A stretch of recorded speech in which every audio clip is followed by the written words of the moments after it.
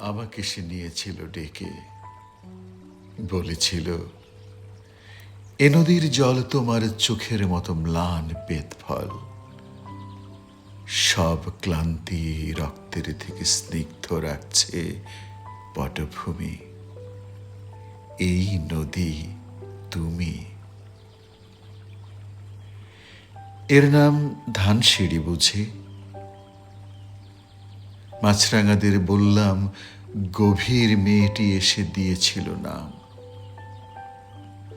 আজও আমি মেয়েটিকে খুঁজি জলের অপার সিঁড়ি বেয়ে। কোথায় যে চলে গেছে মেয়ে?